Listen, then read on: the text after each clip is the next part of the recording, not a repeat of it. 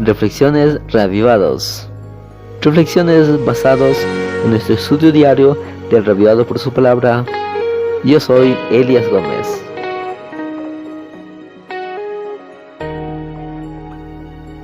Estamos en el capítulo 21 del Evangelio de Mateo. El capítulo comienza cuando Jesús le dice a dos de sus discípulos que vayan y le traigan prestado un pollino. Y entonces, versículo 3 dice: si alguien os dice algo, decirle, el Señor lo necesita, y enseguida los devolverá.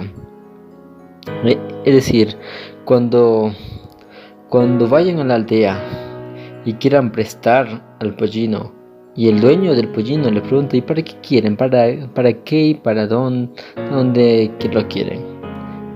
Y Jesús le dijo que lo respondieran: el Señor los necesita. Bueno, aquí es la primera vez que Jesús se presenta como tal, el Señor. Bueno, en el idioma griego se menciona la palabra Kyrios, es decir, el Señor es soberano.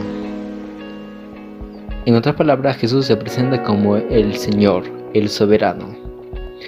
Bueno, esta palabra también los emperadores lo usaban, dándose a conocer como el soberano. Pero en este caso, Jesús se presenta como el Señor, el soberano, y la gente entiende a cuál soberano se refieren. ¿Por qué? Porque la muchedumbre estaba ansiosa de querer hacerle a Jesús el soberano, el Señor. Y bueno, es por eso que en el versículo 7 dice: trajeron el asna y el pollino, pusieron sobre ellos sus mantos, y Jesús se sentó encima. Y la multitud muy numerosa tendía su manto en el camino. Otros cortaban ramas de árbol y las tendían por el camino. Y la gente iba adelante diciendo: gloria al Hijo de David, bendito el que viene en el nombre del Señor, gloria en las alturas, etc. Es decir, la muchedumbre quería hacerle a Jesús el Señor, el soberano, el rey de sus vidas, el rey de su gobierno judío. Bueno, en la mente de las personas estaba la idea de hacerle a Jesús un rey político, darle una autoridad política. Pero en la mente de Jesús estaba que él quería ser el rey, pero no un rey político de la tierra, sino un rey universal, un rey soberano de tu propia vida, tu Salvador, el Mesías. Bueno, luego en el versículo 2 dice que cuando Jesús llegó al templo, vio cómo en el templo se había vuelto un mercado, porque vendían como si nada. Entonces Jesús aprovechó la autoridad que la muchedumbre le estaba dando, y entonces hizo lo que hizo. Volcó las mesas de los cambistas y las sillas de los que vendían las palomas. Y le dijo: escrito está, mi casa será llamada casa de oración, pero vosotros habéis convertido en cueva de ladrones. Jesús usó la autoridad que el pueblo le estaba dando para poder hacer justicia en el nombre de Jehová. Y bueno, luego continúa en el versículo 14, dice que los propios niños también glorificaban, diciendo: gloria al Hijo de David. Bueno, la expresión Hijo de David es una expresión mesiánica. Es una expresión que apunta únicamente al Mesías. Pero bueno, también se entiende en el sentido de que Hijo de David se refiere a que la descendencia o el trono de David no habría de desaparecer.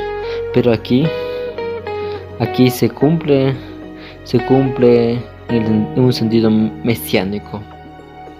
Bueno, luego en el versículo 18 habla sobre la higuera. Dice: por la mañana, cuando Jesús volvía a la ciudad, sintió hambre.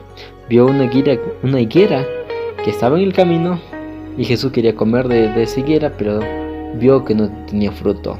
Entonces Jesús, con esa misma autoridad,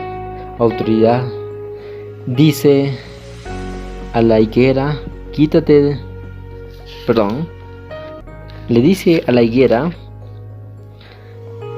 que nunca más nazca frutos de ti. Y al instante la higuera se secó, verso 19. Jesús quería dar a conocer a sus discípulos que Él tenía autoridad, no solamente ante los hombres, sino autoridad ante la misma naturaleza. Quería darles a conocer de que Él era el soberano, no de la tierra, sino el soberano del universo. Y bueno, y luego en el versículo 23 se continúa hablando acerca de la autoridad de Jesús. Los principales sacerdotes y los ancianos vinieron a Jesús y le dijeron: ¿con qué autoridad tú haces todo esto? ¿Con qué autoridad? Está bien que la gente, la muchedumbre te aclama, pero ¿quién te dio autoridad para que hagas lo que hagas? Los discípulos, los sacerdotes, los fariseos comenzaron a cuestionar la autoridad que Jesús demandaba. Pero Jesús sabiamente no lo responde, porque sabía que les iba a tentar. Pero en el versículo 27 dice, y él también le dijo: ni yo os digo con qué autoridad hago esto. Es decir, que Jesús quería que los fariseos se den cuenta de que la autoridad que él ejerce no es una autoridad terrenal, sino celestial, divina. Por lo tanto, Jesús no atendió a sus caprichos porque sabía que le estaban tentando. Bueno, luego en el versículo 28 habla acerca sobre una especie de parábola de los dos hijos que son enviados a la viña.